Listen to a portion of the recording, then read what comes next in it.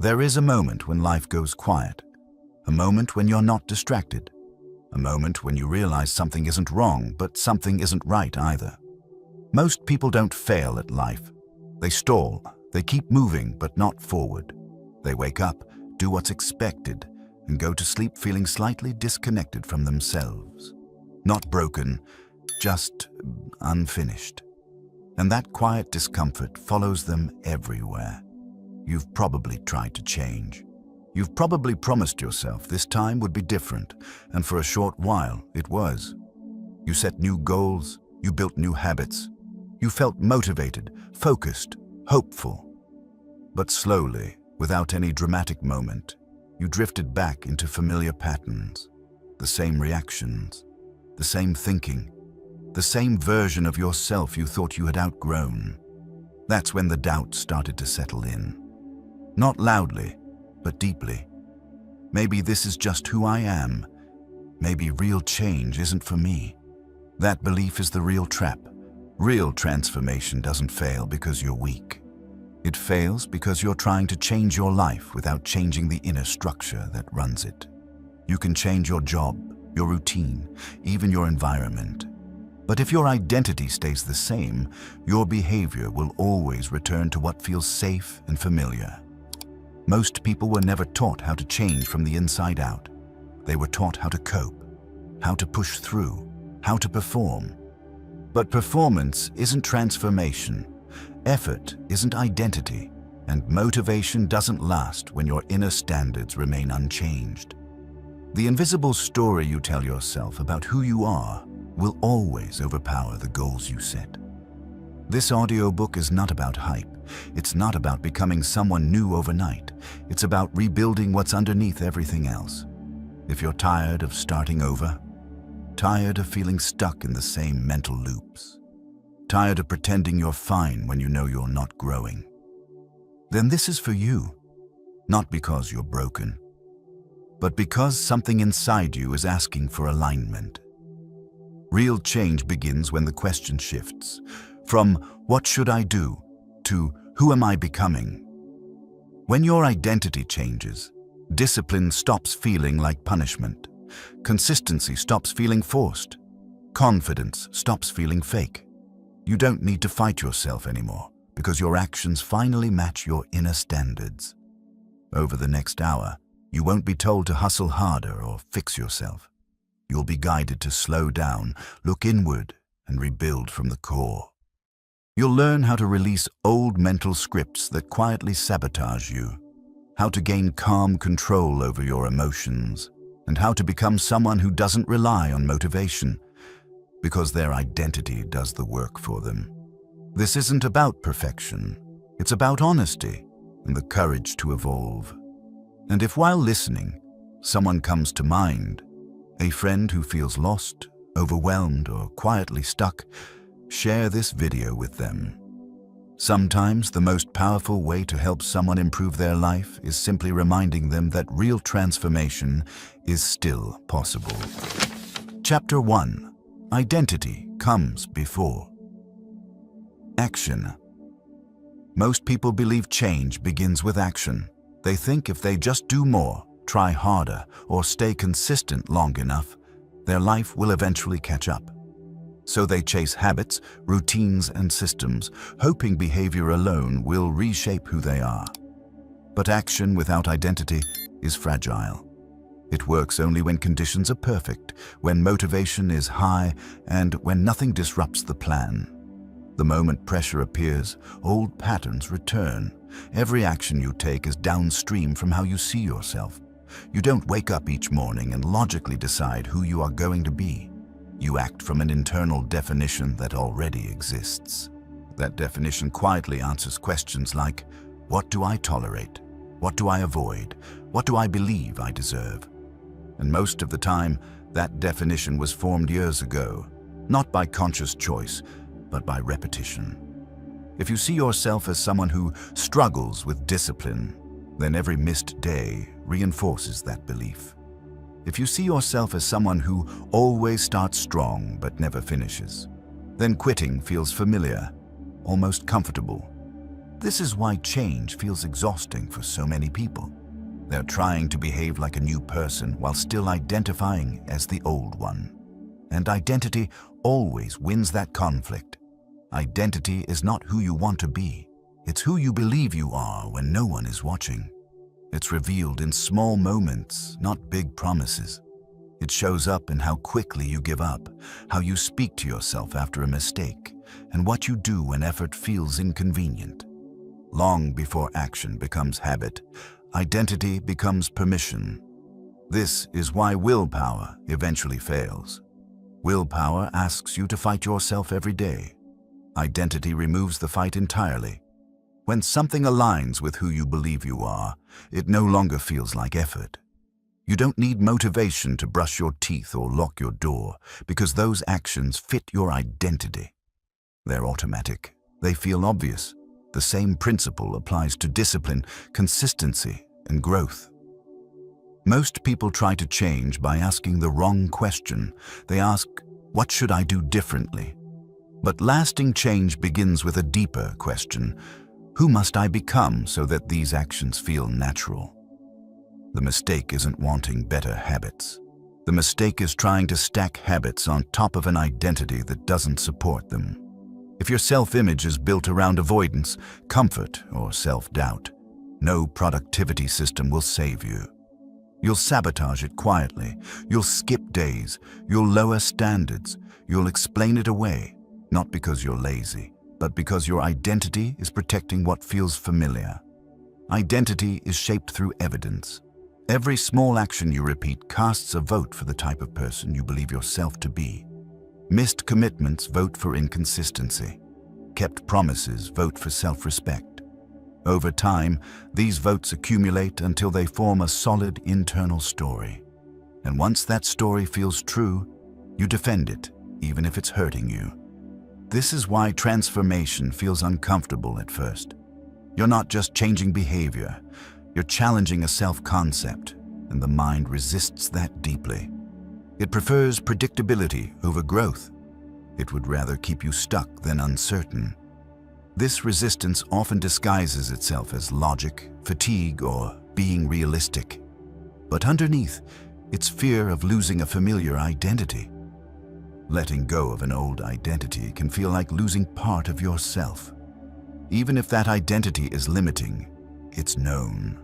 It explains your past. It gives you a story to tell. But real growth requires a quiet decision to stop protecting the version of yourself that no longer fits the life you want to live. You don't need to become someone else overnight.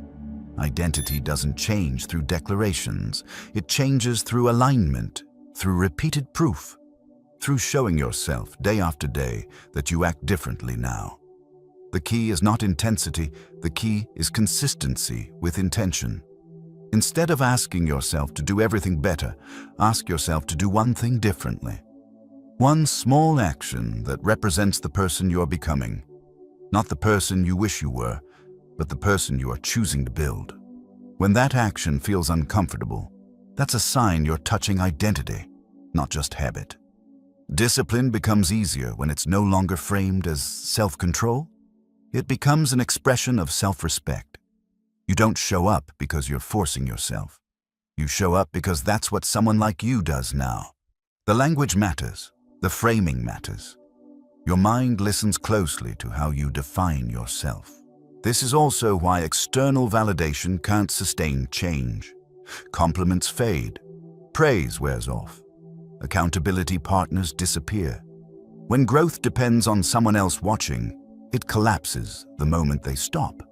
Identity-based change survives in silence. It's built in private, reinforced when no one applauds. The strongest shifts happen quietly. They happen when you keep a promise no one knows about, when you stop explaining yourself, when you act in alignment even though the results haven't shown up yet. Identity comes before confidence, before success, before visible transformation. You don't become confident because you succeed. You succeed because you start acting like someone who respects themselves before the outcome is guaranteed. This chapter is not asking you to label yourself as powerful or disciplined. It's asking you to become honest about who you've been acting like, and more importantly, who you're no longer willing to be. Identity is not fixed, but it is earned. It responds to proof, not hope. From this point forward, the work is simple, but not easy. Stop trying to feel ready. Stop waiting for clarity. Begin acting as the person you are becoming, especially in small, uncomfortable moments. Because the life you want doesn't require a new environment first. It requires a new internal standard. Change the way you define yourself, and action will follow. Chapter 2. The Hidden Scripts Running Your Life. Long before you make a decision has already been made for you. Not consciously, not deliberately, but internally, quietly, automatically. Most of what you do each day is not the result of choice, but the result of scripts that have been running in the background of your mind for years.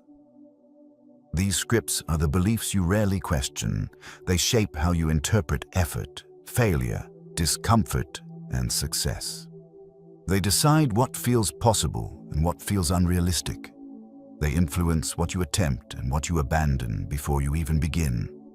And because they operate beneath awareness, they feel like the truth. A hidden script might sound like, "I'm just not a disciplined person," or "people like me don't get ahead," or "if I slow down, everything will fall apart." You don't usually hear these thoughts clearly. You feel them. They show up as hesitation, resistance, overthinking, or exhaustion. They show up as the urge to quit early, to avoid commitment, or to stay comfortable even when comfort is costing you your growth. Most of these scripts were never consciously chosen. They were absorbed, repeated, reinforced through experience. A few early failures, a critical voice growing up, a moment when trying hard didn't work. Over time, your mind connected the dots and wrote a story that helped you survive. That story may have protected you once, but now it may be limiting you. The mind's primary goal is not growth, it is safety, and safety often means familiarity. This is why your brain will pull you back toward old patterns, even when you consciously want something better. Change threatens the script, and anything that threatens the script feels dangerous to the nervous system. This is why self-sabotage is so common. Not because people secretly want to fail, but because success would require them to become someone unfamiliar, someone without the old excuses, someone without the old identity, and that can feel more uncomfortable than staying stuck. Hidden scripts influence how you interpret reality. Two people can face the same challenge and walk away with completely different meanings. One sees proof that they are capable. The other sees confirmation that they are not enough. The event is neutral. The script supplies the meaning. Once a script feels true, the mind begins to look for evidence to support it. You notice what confirms it and ignore what contradicts it. This is how limiting beliefs become self-reinforcing. You don't just live inside the script, you defend it. This is why positive thinking rarely works on its own. You can repeat affirmations all day, but if your internal script disagrees, your nervous system will reject them. Words without evidence feel false. The mind doesn't respond to what you say. It responds to what you consistently experience. Awareness is the first break in the loop. You cannot change a script you cannot see. The moment you begin to notice the automatic thoughts that arise under pressure, you start to create distance. That distance is power. It allows you to observe rather than obey. Pay attention to what your mind says when things get hard, when motivation drops, when discomfort appears, when effort is required without immediate reward. That voice is not objective truth. It is conditioning. One of the most powerful realizations you can have is this: thoughts are habits. Just like behaviors, they form through repetition, and just like behaviors, they can be changed, not by force, but by interruption and replacement. You don't need to argue with every negative thought. You need to stop treating it as a command. When a thought says, "This isn't worth it," you don't have to fight it. You only have to recognize it as a script speaking. Recognition alone weakens its grip. As you build awareness, something important happens. You begin to see that you are not your thoughts. You are the one noticing them. That separation creates choice. And choice is the foundation of transformation. Replacing a script does not mean pretending the old one never existed. It means gathering new evidence. Small, consistent proof that contradicts the old story.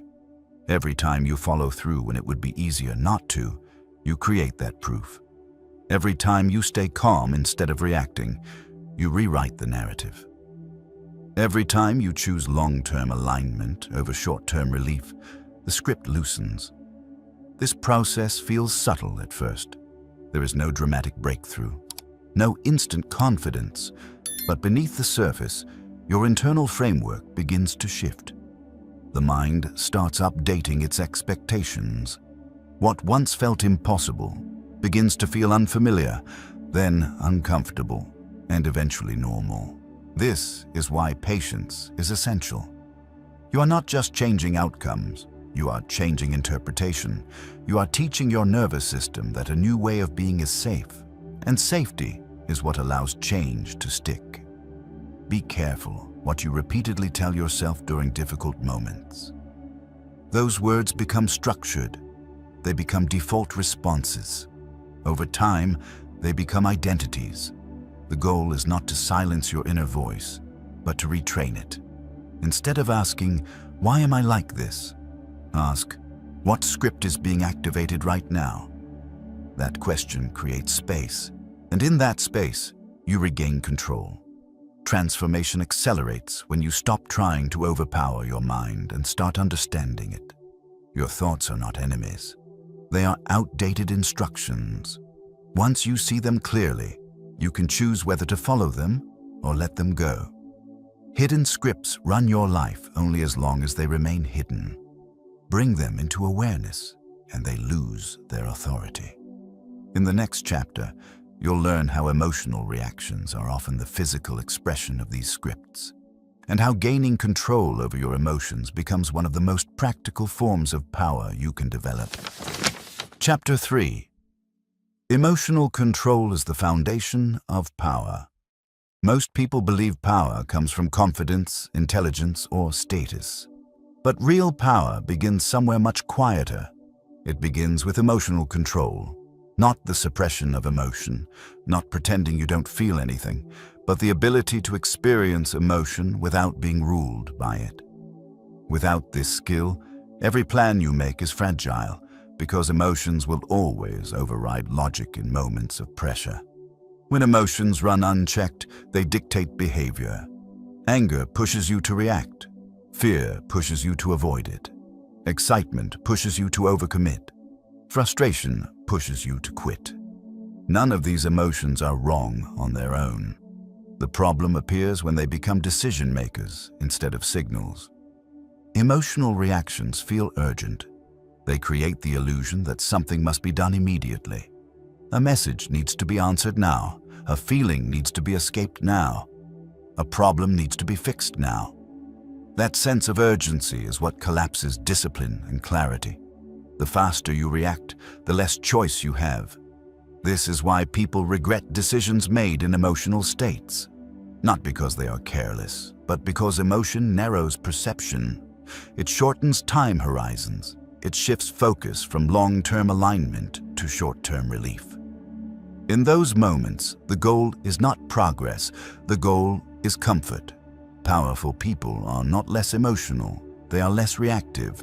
They feel the same internal signals, but they don't let those signals hijack their behavior. They create space between stimulus and response, and in that space, they choose deliberately. Most emotional reactions are learned patterns.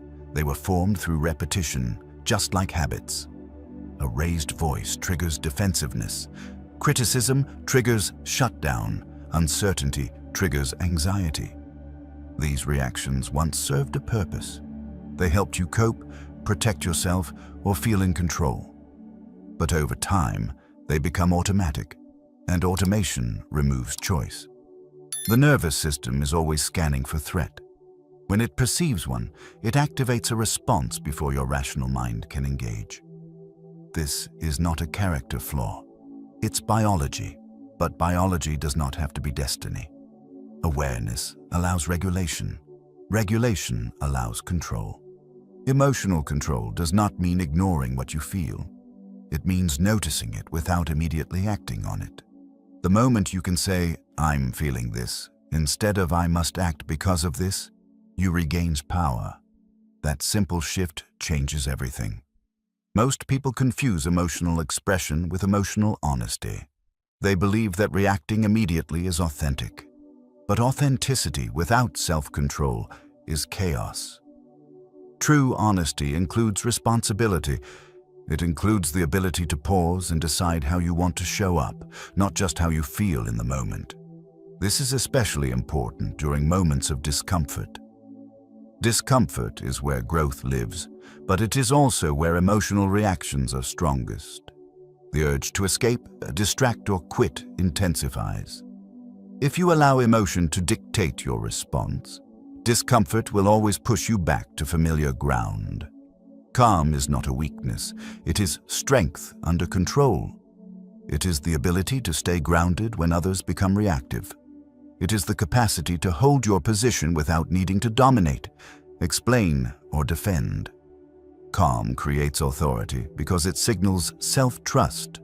When you remain calm, you see more clearly. You hear what others miss. You recognize patterns instead of getting lost in noise. Calm gives you access to your full cognitive ability. Reactivity shuts that access down. This is why emotional mastery is foundational. You can have the best goals, the best systems, and the strongest intentions, but if your emotions run your behavior, everything collapses under pressure. Emotional control stabilizes identity. It protects consistency. It preserves momentum. One of the most powerful practices you can develop is the pause. Not a long pause, just a moment, a breath, a step back.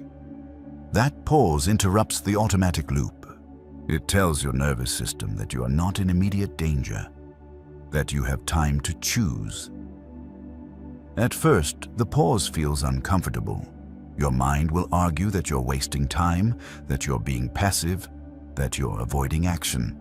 But in reality, you're preventing impulsive action. You're training yourself to respond instead of react. Over time, something shifts. The emotional waves don't disappear, but they lose their grip. What once felt overwhelming becomes manageable. What once triggered immediate reaction becomes information. You begin to trust yourself more because you know you won't abandon your values under pressure. Emotional control also changes how others respond to you. People feel safer around those who are regulated. Conversations become clearer. Conflict de-escalates. Authority emerges naturally. You don't need to assert control when you embody it.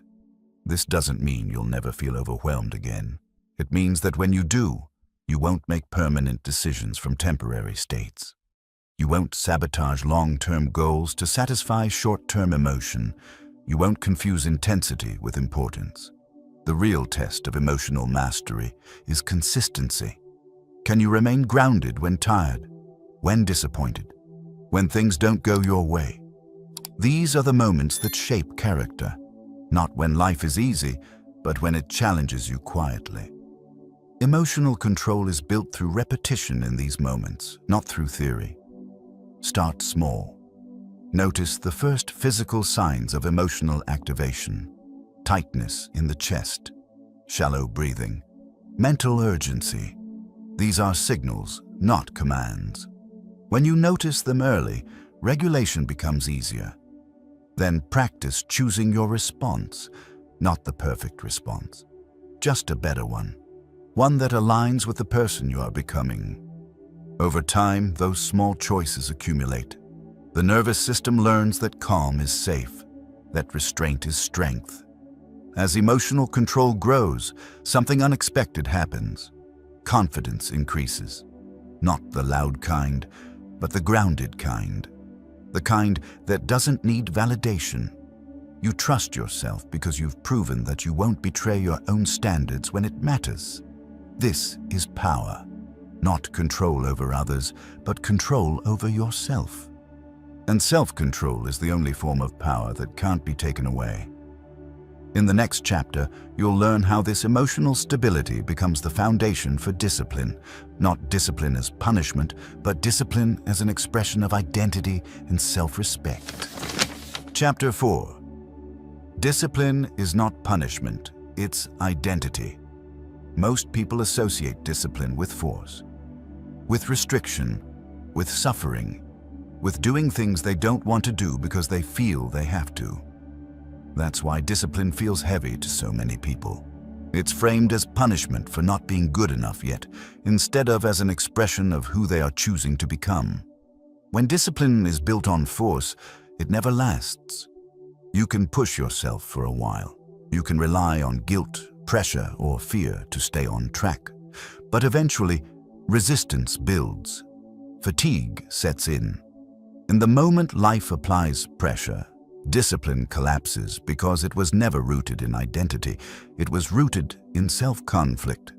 True discipline does not come from self-control alone. It comes from self-respect.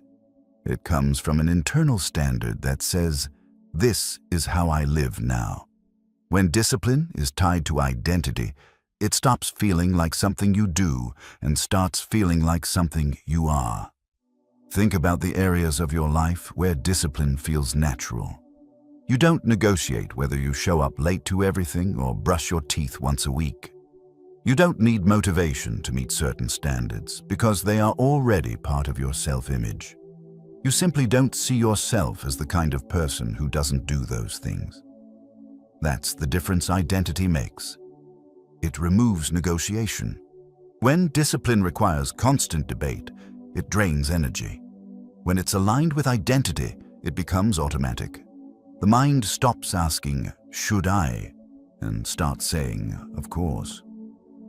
Most people fail to build discipline because they aim too high, too fast, without adjusting their internal standards. They try to become highly disciplined overnight while still seeing themselves as inconsistent.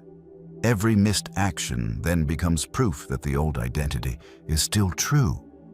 And the cycle repeats. Discipline isn't built by dramatic effort. It's built by keeping small promises consistently. Every time you do what you said you would do, especially when it would be easier not to, you reinforce a new identity. You teach your mind that you are reliable, that you follow through, that you can be trusted. This is why small actions matter so much. They don't look impressive, they don't produce immediate results, but they shape how you see yourself, and how you see yourself determines everything else. When discipline is identity-based, failure is interpreted differently. A missed day doesn't become a reason to quit. It becomes feedback, a signal to adjust, not to abandon. The goal is no longer perfection. The goal is alignment. Most people confuse discipline with intensity. They believe being disciplined means pushing hard, doing more, and never slowing down. But intensity is unstable. Identity is durable. The most disciplined people are not the most extreme. They are the most consistent. They understand something crucial. Discipline is not about forcing behavior. It's about removing friction. It's about designing your life in a way that supports the person you are becoming. When your environment, routines, and standards align with your identity, discipline requires less effort. This is also why discipline collapses under emotional pressure when it's not identity-based. When stress rises, people revert to their default self-image. If that image is built around avoidance, comfort, or inconsistency, discipline disappears. But when discipline is part of who you are, pressure strengthens it instead of breaking it. Self-respect grows through discipline, not because discipline makes you productive, but because it builds trust with yourself. Every time you follow through, You send a message. I take myself seriously. That message compounds. Over time, it changes how you speak to yourself, how you carry yourself, and how you tolerate excuses. Discipline also simplifies decision-making. When standards are clear, choices become easier. You don't waste energy debating every action. You act in alignment because misalignment feels uncomfortable. That internal discomfort is not guilt. It's integrity asserting itself. This is where many people get it wrong. They wait to feel motivated before acting disciplined. But motivation is unreliable. It comes and goes. Identity does not. If you wait to feel like it, you hand control over to your emotional state. Discipline begins when action no longer depends on mood. The shift is subtle but powerful. You stop asking, "Do I feel like doing this today?" and start asking, "Is this who I am now?" That question reframes everything. It turns discipline from an external demand into an internal choice. You are no longer forcing yourself to act against who you are. You're acting in alignment with who you are becoming. There will be days when discipline feels heavy, not because it's punishment, but because growth is uncomfortable. Discomfort does not mean something is wrong. It means you are stretching beyond old limits. The key is not to interpret discomfort as a signal to stop. Discipline teaches you to tolerate discomfort without escaping it. That tolerance builds emotional stability. Emotional stability supports consistency, and consistency reinforces identity. This is how discipline becomes self-sustaining. It's important to understand that discipline is not about denying yourself pleasure. It's about choosing long-term alignment over short-term relief. It's about saying no to what weakens you so you can say yes to what strengthens you. People who lack discipline often believe they are missing willpower. In reality, they are missing clarity about who they are becoming. Once that clarity exists, discipline stops being a struggle. It becomes a natural extension of self-respect. Discipline also protects your future self. Every disciplined action today reduces the burden tomorrow. It prevents chaos, it creates momentum, and it builds a life that feels stable instead of reactive. You don't need to become perfectly disciplined. You need to become consistently aligned. Discipline grows through repetition, not pressure. Through identity, not force. As you move forward, don't aim to do everything right. Aim to become someone who keeps their word to themselves. Start small, stay consistent. Let discipline shape your identity and let identity carry you when motivation fades. In the next chapter, you'll learn how to rebuild your thinking patterns so that discipline, emotional control, and identity work together instead of against each other. Chapter 5. Rebuilding your thinking patterns. Your life is shaped less by what happens to you and more by how you interpret what happens. Two people can experience the same setback, the same criticism, the same pressure, and walk away with completely different outcomes. One grows stronger, the other feels defeated. The difference is not intelligence or luck. It's the thinking pattern they use to process reality. Thinking patterns are the mental habits you rely on without noticing. They determine whether you see a challenge as information or as proof that something is wrong with you. They influence whether discomfort feels temporary or permanent. Over time, these patterns become the lens through which you view everything, and that lens quietly determines your direction. Most people assume their thoughts are objective. They believe what they think is simply the truth. But thoughts are interpretations, not facts. They are shaped by past experiences, emotional conditioning, and repeated internal dialogue. When these interpretations go unexamined, they begin to limit what feels possible. A common pattern is catastrophizing. One mistake becomes evidence of failure. One slow day becomes a sign of decline. One uncomfortable emotion becomes a reason to stop. This pattern doesn't appear dramatic. It appears logical. but it erodes resilience and shrinks your capacity to stay consistent. Another common pattern is personalization. You interpret neutral events as reflections of your worth. A lack of response feels like rejection.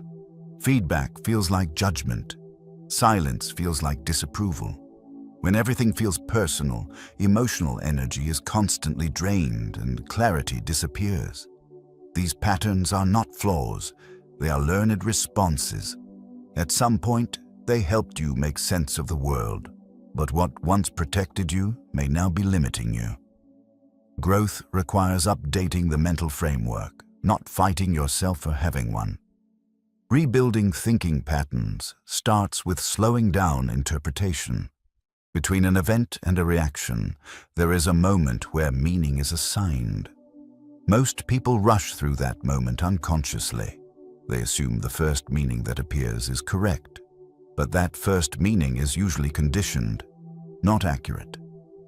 The skill you are developing here is cognitive distance, the ability to step back and observe your thoughts instead of merging with them. When you create that distance, you regain choice. You can ask better questions instead of accepting automatic conclusions. Instead of asking, "Why does this always happen to me?" ask, "What am I assuming right now?" Instead of saying, "I can't handle this," ask, "What part of this feels threatening and why?" These questions don't deny reality. They clarify it. They move you from emotional reaction into conscious evaluation. And conscious evaluation is where control begins. Rebuilding thinking patterns is not about becoming endlessly positive. It's about becoming precise. Precision removes emotional exaggeration. It grounds your perception in reality instead of fear or hope. When perception is grounded, decisions improve. One of the most powerful shifts you can make is separating facts from narratives. Facts are observable. They are simple. Narratives are layered with meaning, assumption, and judgment. Most suffering comes not from facts, but from the stories built around them. For example, the fact may be, "You missed a day." The narrative may be, "You're inconsistent, you'll never change, and this proves you're unreliable." That narrative feels real, but it's not factual. It's a pattern repeating itself. When you begin to challenge narratives, resistance appears. The mind doesn't like uncertainty. It prefers familiar explanations, even painful ones. Letting go of old narratives feels like losing control, when in reality, it's gaining flexibility. This process requires patience. You are retraining decades of mental habits. You're not trying to eliminate negative thoughts. You're teaching yourself not to obey them automatically. That distinction matters. Over time, something important happens. Your internal dialogue becomes quieter, not because you're suppressing thoughts, but because fewer thoughts demand immediate reaction. The mind becomes a tool instead of a tyrant. As thinking patterns stabilize, emotional reactions soften. When interpretation changes, emotion follows. You don't need to control emotions directly when the thoughts feeding them are more accurate and balanced. This is why rebuilding thinking patterns supports emotional regulation naturally. Clarity also increases under pressure. Instead of spiraling, you analyze. Instead of reacting, you respond. Instead of personalizing, you contextualize. These shifts may feel subtle, but their impact compounds over time. Another key element is language. The words you use internally shape how your mind frames experience. Saying "I have to" creates resistance. Saying "I choose to" creates ownership. Saying "I always fail" locks identity. Saying "I'm learning" keeps identity flexible. Language does not change reality, but it changes orientation, and orientation determines behavior. When your internal language aligns with growth, consistency becomes easier. Not because effort disappears, but because friction decreases. Rebuilding thinking patterns also requires consistency. Insight alone is not enough. The mind learns through repetition. Each time you interrupt an old pattern and choose a clearer interpretation, you reinforce a new one. Over time, clarity becomes the default. This work is quiet. No one applauds it.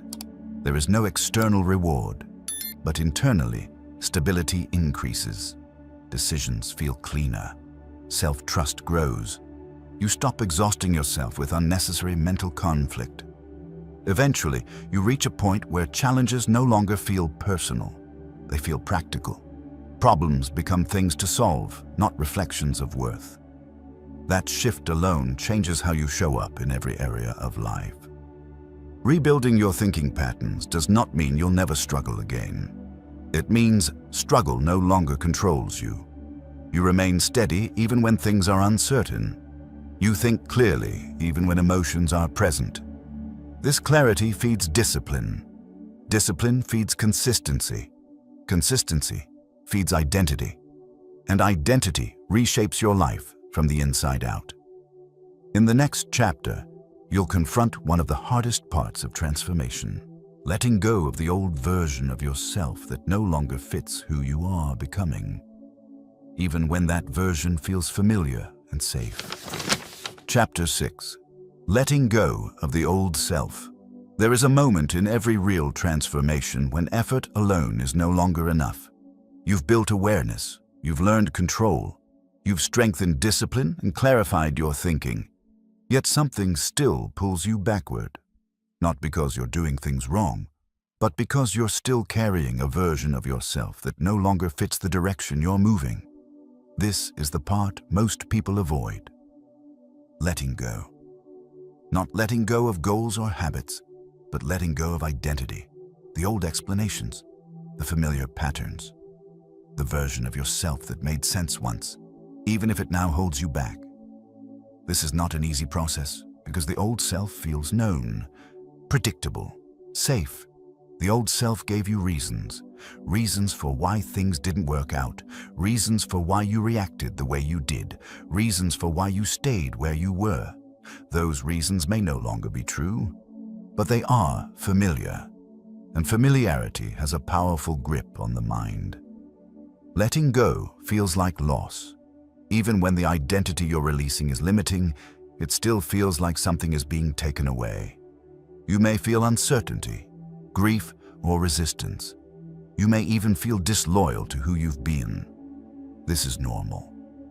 Growth always includes a period of psychological shedding. The mind resists identity change more than behavior change. You can change what you do for a while, but changing who you believe you are threatens the internal story that has organized your life. That story explains your past. It gives meaning to your experiences, and without it, there is a temporary sense of groundlessness. This is where many people stop. They interpret discomfort as a sign that something is wrong. They retreat to the old self, not because it's better, but because it's familiar. They tell themselves they've changed enough or that now isn't the right time. In reality, they've reached the edge of real transformation and turned back. Letting go does not mean rejecting your past. It means recognizing that who you were is not who you must remain. The old self served a purpose. It helped you survive. It helped you cope. But survival is not the same as growth. What kept you safe once may keep you small now. There is also a hidden cost to holding on to the old self. You begin to negotiate with it. You compromise standards. You tolerate behaviors you know no longer align. Over time, this creates internal conflict. You feel divided, pulled between who you were and who you're becoming. That division drains energy and clarity. True alignment requires a decision. Not a dramatic declaration, but a quiet, internal commitment. A line you draw for yourself that says, I no longer identify with this pattern. That decision won't erase the old self immediately, but it changes how much authority it has. Letting go often reveals fear. Fear of responsibility, fear of visibility, fear of losing excuses. When you release the old identity, you can no longer blame it for your choices. You become accountable. And accountability can feel heavier than limitation.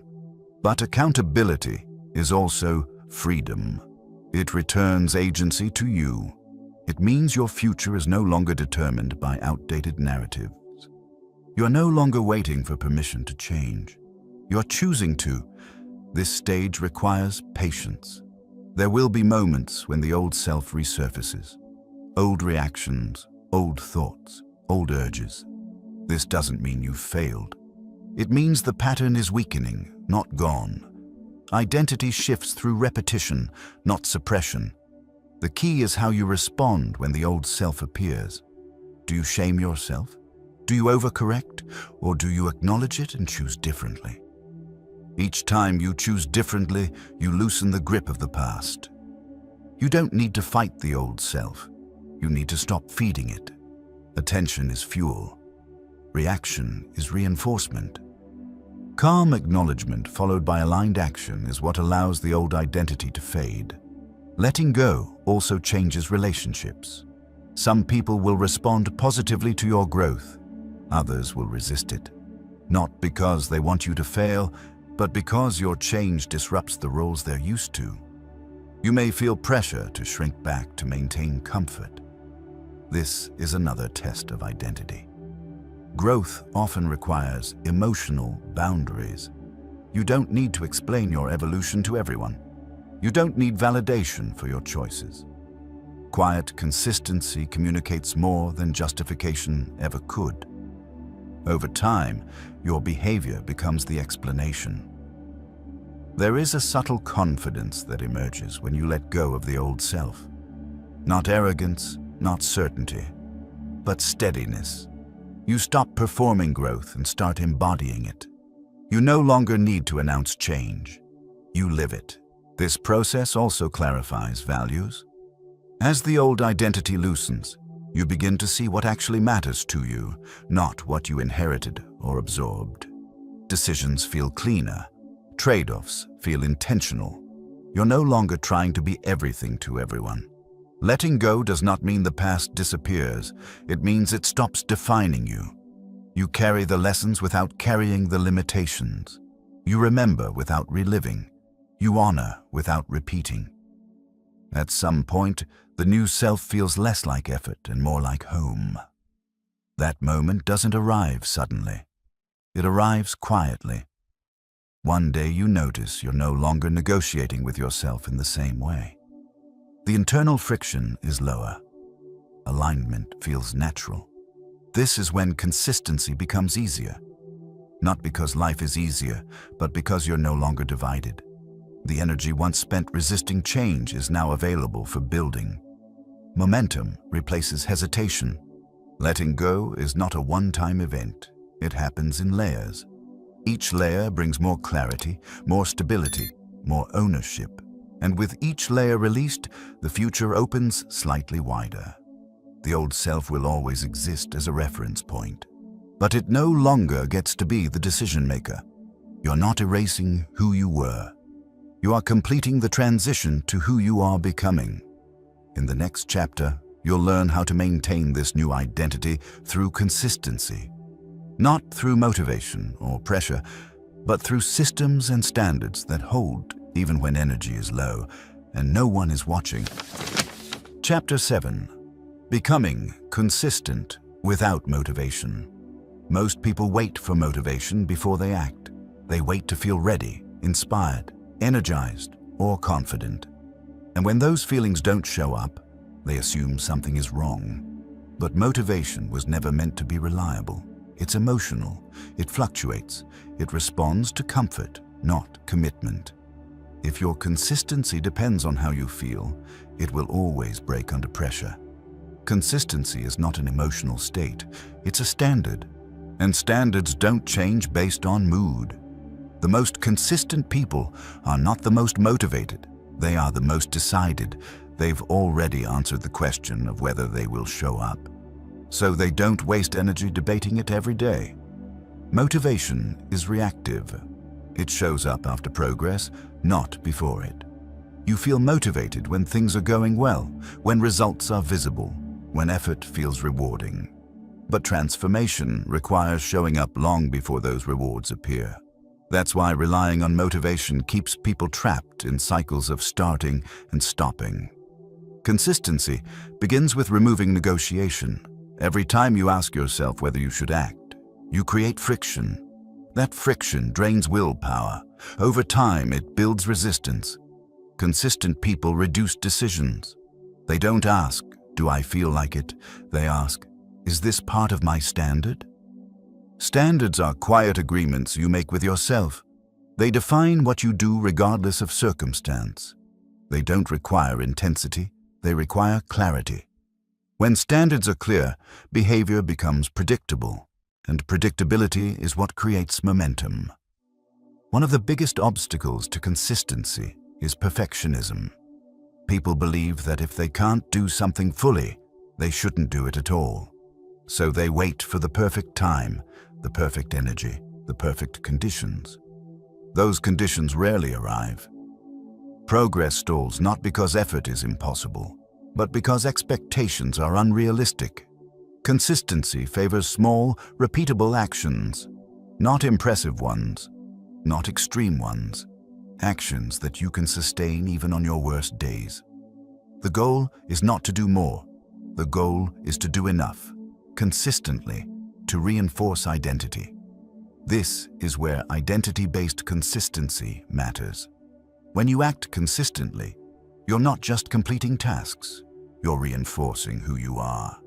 Each repetition is a signal to your mind. This is normal for me now. Over time, what once felt forced becomes familiar. Familiar becomes automatic. Consistency also requires emotional neutrality.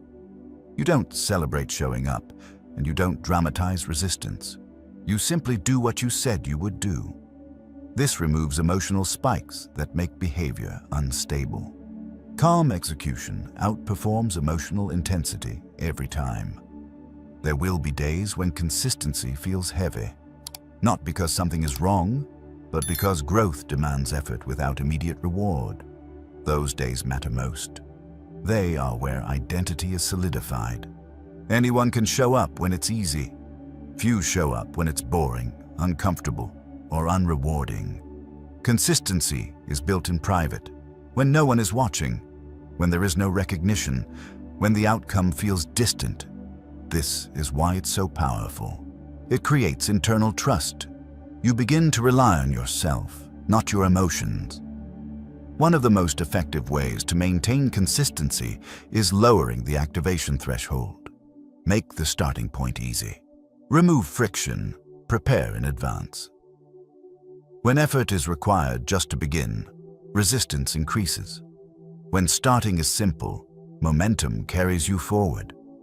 Another key is separating identity from outcome. You don't stop being consistent because results are slow.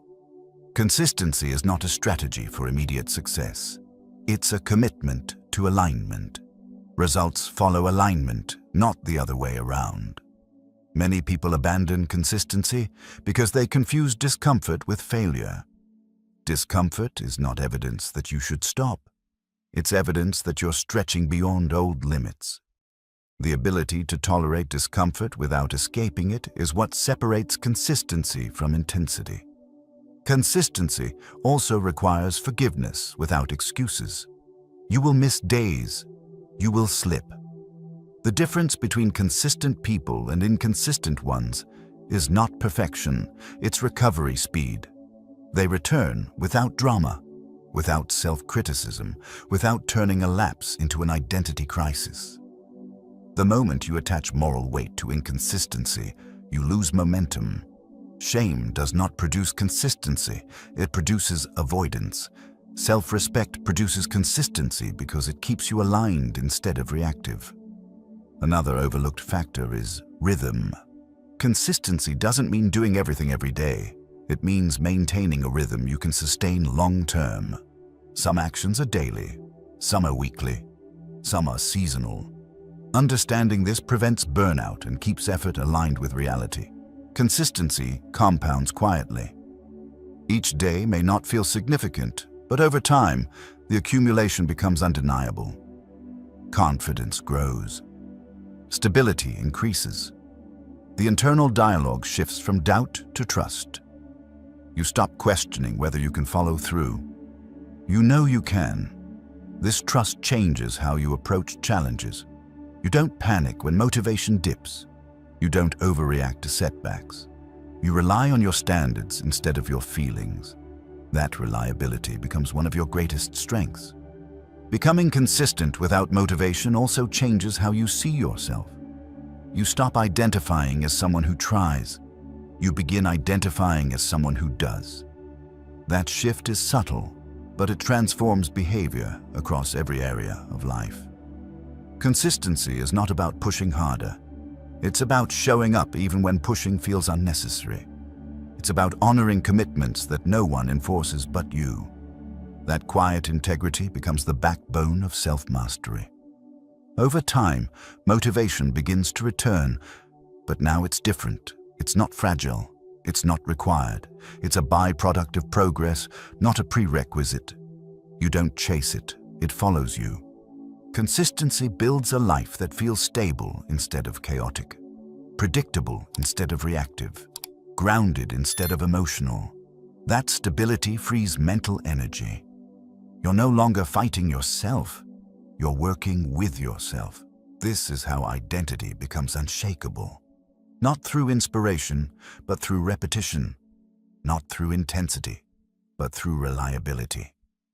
In the final chapter, you'll see how all of these elements come together: identity, emotional control, discipline, thinking patterns, and consistency, to create a life that is lived from the inside out, with clarity, calm, and quiet confidence. Chapter 8. Living from the inside out. At some point, transformation stops feeling like work. Not because life becomes easy, but because your inner structure becomes stable. You no longer wake up negotiating with yourself. You no longer feel pulled in 10 different directions. There is a quiet alignment between who you are, how you think, and how you act. This is what it means to live from the inside out. Living from the inside out does not mean life is free of challenges. It means challenges no longer control you. External pressure still exists.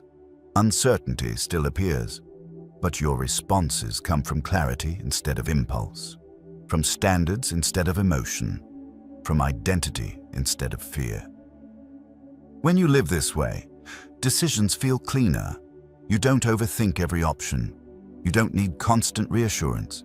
You know what aligns with your values and what doesn't. Saying no becomes easier. Saying yes becomes intentional. Your energy stops leaking into things that don't matter. This is the result of everything you've built so far. Awareness of your identity, control over emotional reactions, discipline rooted in self-respect, clear thinking patterns, the ability to let go of who you were, consistency without relying on motivation. These elements don't exist separately anymore. They work together. When the inside is stable, the outside adjusts naturally. You don't need to force confidence.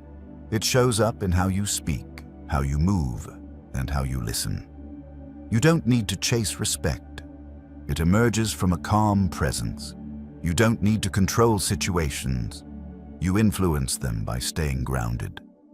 Most people spend their lives trying to manage outcomes. They try to control how others see them, how situations unfold, how quickly results arrive. Living from the inside out reverses that approach. You focus on what you can govern: your thoughts, your reactions, your standards, your effort. Outcomes become secondary. This shift brings relief. You stop carrying the weight of the world on your shoulders. You stop blaming circumstances for your internal state. You accept responsibility without burden. You understand that while you can't control everything, you can always control how you show up. There is a quiet confidence that comes with this way of living. It doesn't announce itself. It doesn't need validation. It doesn't disappear under pressure. It's built on trust.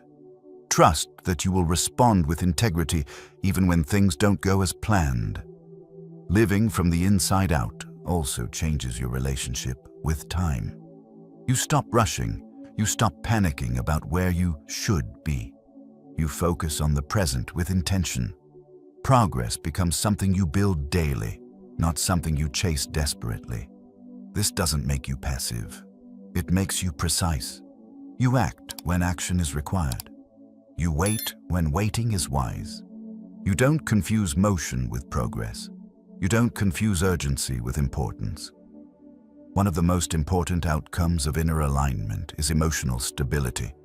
Not numbness, but steadiness. Emotions still arise, but they don't hijack your behavior. You feel without being consumed. You care without becoming reactive.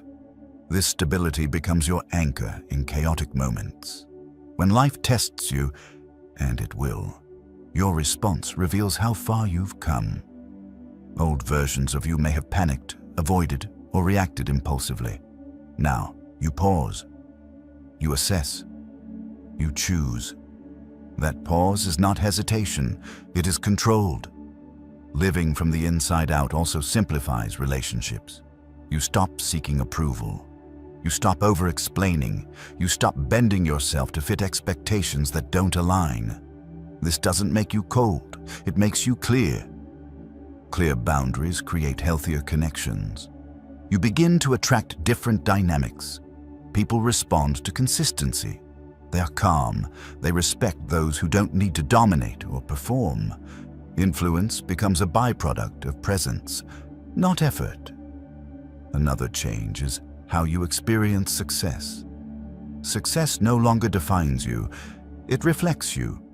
You don't inflate with wins or collapse with losses. You remain grounded. That grounding allows you to sustain growth without burning out. Failure also changes meaning. It becomes feedback, not identity. You adjust without self-judgment. You correct the course without drama.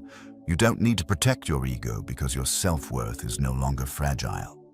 Living from the inside out requires maintenance, not constant self-improvement, but regular self-check-in. Alignment is not a destination, it's a practice. There will be moments when you drift. The difference now is that you notice sooner and return faster. You no longer abandon yourself when things get uncomfortable. You don't escape into distraction. You don't numb discomfort with avoidance. You stay present. Presence strengthens everything. This way of living also reshapes ambition. You still want to grow. You still want to build. But ambition is no longer driven by insecurity. It's driven by purpose. You pursue goals because they align with who you are, not because you're trying to prove something. The outside world will continue to change. Trends will shift. Circumstances will fluctuate. People will come and go. When your foundation is internal, these changes don't destabilize you. You adapt without losing yourself. This is the quiet advantage of inner mastery. It doesn't make you invincible. It makes you resilient. It doesn't remove obstacles. It removes unnecessary suffering. Living from the inside out is not about control over others. It's about control over your inner world. And when that world is clear, disciplined, and aligned, your outer world reflects it naturally. You no longer ask, "Who am I supposed to be?" You ask, "How do I live in alignment with who I already am becoming?" That question guides daily choices. Small actions, small decisions, small standards upheld consistently. Over time, those small choices create a life that feels intentional instead of reactive. This is what true transformation looks like. Not dramatic, not loud, not performative, steady, grounded, self-directed. You don't need to reinvent your life every year. You only need to maintain alignment between your inner world and your actions. When you do, life becomes clearer, calmer, stronger, and most importantly, it becomes yours. The quiet power of becoming. If there is one truth to take with you from this audiobook, it is this. Real transformation is not loud. It doesn't announce itself. It doesn't require a dramatic moment, a perfect plan, or a sudden surge of motivation. It begins quietly, in the way you think, the way you respond, and the standards you choose to live by when no one is watching. You don't reinvent yourself by forcing a new life into place. You reinvent yourself by rebuilding the inner structure that shapes every decision you make. When your identity becomes clear, when your emotions are regulated, when your discipline is rooted in self-respect, and when your thinking is grounded in reality, your life begins to reorganize naturally. Nothing you've learned here requires perfection. You will still have difficult days. You will still feel doubt, fatigue, and resistance. The difference now is that those moments no longer define you. They no longer control your direction. You know how to pause instead of react. You know how to choose alignment over impulse. You know how to return to your standards without drama or self-judgment. Transformation is not about becoming someone extraordinary. It's about becoming consistent with who you already know you need to be. It's about closing the gap between intention and action, between values and behavior, between the life you imagine and the way you actually live. As you move forward, remember this: clarity comes before confidence. Confidence is not something you wait for. It's something you build by keeping small promises to yourself, especially when it would be easier not to. Every time you choose alignment, you strengthen trust. And trust is what creates stability. You don't need to control the world to live well. You only need to control what's inside your reach: your thoughts, your reactions, your effort, and your standards. When those are steady, external chaos loses its power over you. Life becomes less about survival and more about direction. There will be moments when you question whether this quiet work is worth it, when progress feels slow, when no one notices, when results aren't immediate. Those moments are not signs to stop. They are signs that the work is happening at the deepest level. This is where real change takes root. You're not behind. You're not broken. You are not running out of time. You're in the process of becoming more aligned, more grounded, and more intentional. That process doesn't rush. It builds. And the person you are becoming will be able to handle challenges the old version of you could not. Let this be a commitment, not a conclusion. A commitment to live from the inside out, to respond instead of react, to act from identity instead of emotion, to choose consistency over intensity, and to return to your standards even when you drift. You don't need a new life to move forward. You need a clearer inner foundation. And if this audiobook helped you see yourself more clearly or reminded you of who you're capable of becoming, consider sharing it with someone you care about, someone who feels stuck, overwhelmed, or quietly searching for direction. Sometimes the most meaningful way to help someone improve their life is simply offering them the perspective they didn't know they needed. Your transformation doesn't end here. It begins with what you choose next.